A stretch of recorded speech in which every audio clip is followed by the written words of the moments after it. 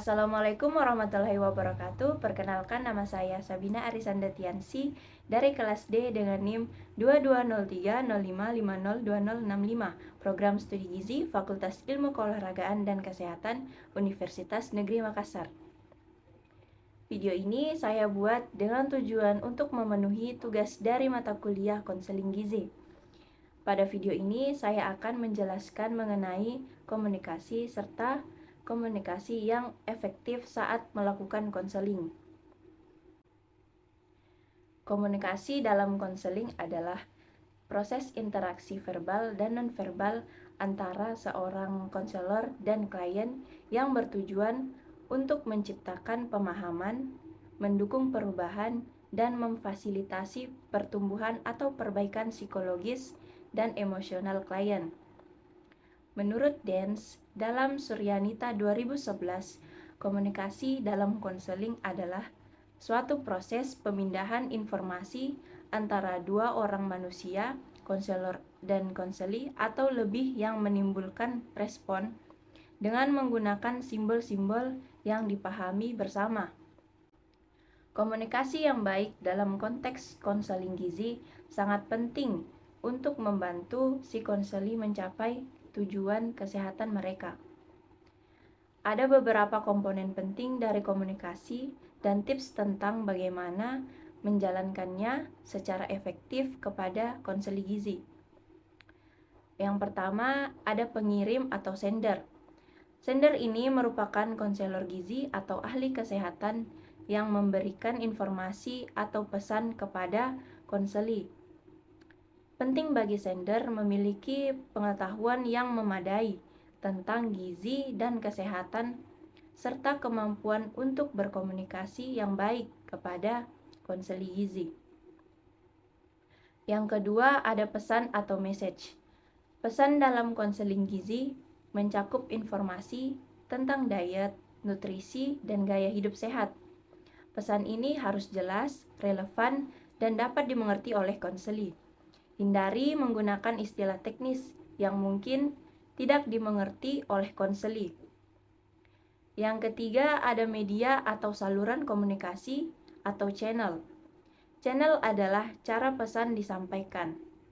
Dalam konseling gizi, media komunikasi dapat berupa berbicara langsung, telepon, email, atau bahkan materi tertulis seperti brosur.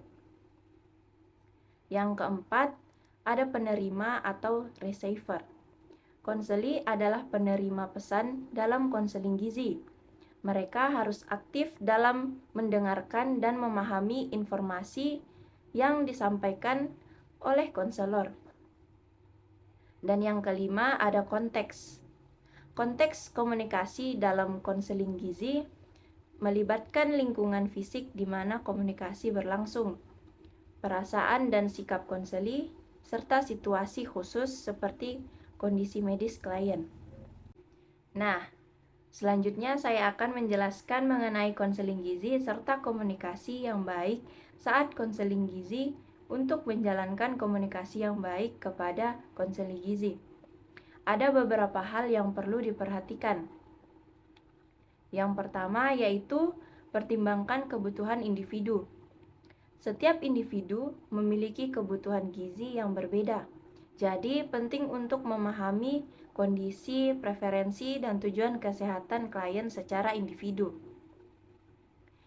Yang kedua yaitu dengarkan dengan penuh perhatian. Seperti dalam konseling umum, mendengarkan dengan empati adalah kunci. Berikan klien kesempatan untuk berbicara tentang masalah gizi mereka dan perasaan terkait dengan makanan. Yang ketiga yaitu jelaskan dengan jelas. Berikan informasi gizi dengan bahasa yang jelas dan mudah dipahami oleh klien. Hindari jargon medis yang mungkin membingungkan. Yang keempat yaitu dorong pertanyaan. Ajak klien untuk bertanya dan berbicara tentang kekhawatiran mereka. Ini membantu mereka merasa terlibat dalam proses pengambilan keputusan terkait diet mereka. Yang kelima yaitu buat rencana bersama. bekerja sama dengan klien untuk merumuskan rencana diet yang realistis dan sesuai dengan tujuan mereka. Ini harus mencakup sasaran yang dapat diukur dan tindak lanjut. Yang keenam yaitu berikan dukungan. Tunjukkan dukungan Anda kepada klien dalam perjalanan mereka menuju perubahan pola makan yang lebih sehat. Mendorong dan memberikan umpan balik positif yang penting. Yang ketujuh yaitu pahami faktor psikologis. Seringkali masalah gizi juga terkait dengan faktor psikologis. Konselor gizi perlu memahami hubungan antara emosi, pola makan, dan perilaku makan.